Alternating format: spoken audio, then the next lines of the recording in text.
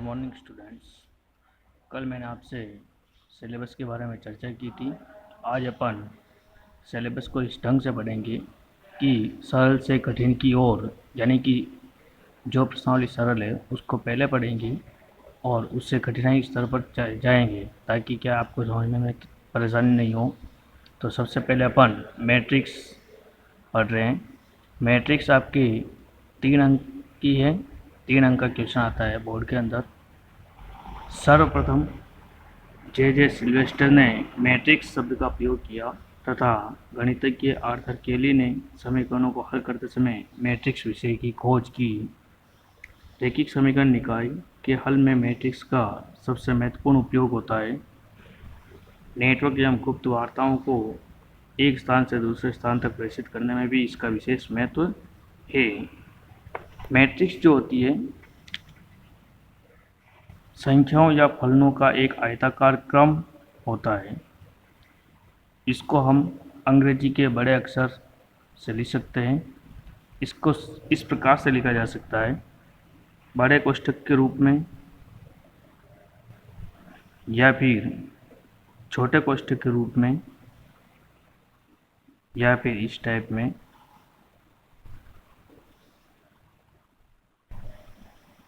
Matrix के अंदर पंक्ति और स्तंभ होते हैं।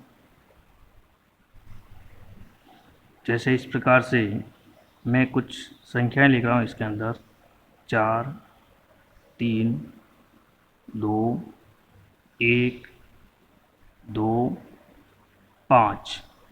तो अब इसके अंदर ये वाली जो लाइन है उसको अपन रो कहेंगे, यानी कि पंक्ति। एक पंक्ति हो गई है R1, दूसरी वाली हो गई R2। इसमें 2 पंक्तियाँ हो गई है। इसको अपन कॉलम कहेंगे। C1 सेकेंड है, C2 थर्ड, C3। यानी कि ये जो मैट्रिक्स है वो आपके 2 पंक्ति और 3 स्तंभ में है, तो इसको 2 क्रॉस 3 की मैट्रिक्स कहेंगे। इसको जो क्रम लिखते हैं मैट्रिक्स का, इस टाइप में लिखते हैं, जैसे M क्रॉस N। अब इसके अंदर जो अवयव लिखते हैं A11, A12, A13, A21, A22, A23। यानी कि ये वाला जो है पहला स्तंभ और पहली पंक्ति वाला अवयव है। ये वाला जो है पहली पंक्ति और दूसरे स्तंभ वाला अवयव है। ये वाला जो है पहली पंक्ति और तीसरे स्तंभ वाला अवयव है। ये वाला A21 का मतलब दूसरी पंक्ति और पहला स्तंभ वाला अवयव है। A22 यानी कि दूसरी पंक्ति और दूसरा स्तंभ।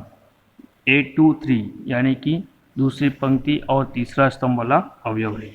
अब यहाँ पर अपन देखते हैं इस अवयव की क्या पोजीशन है। ये पहली पंक्ति और पहले स्तंभ का अवयव है।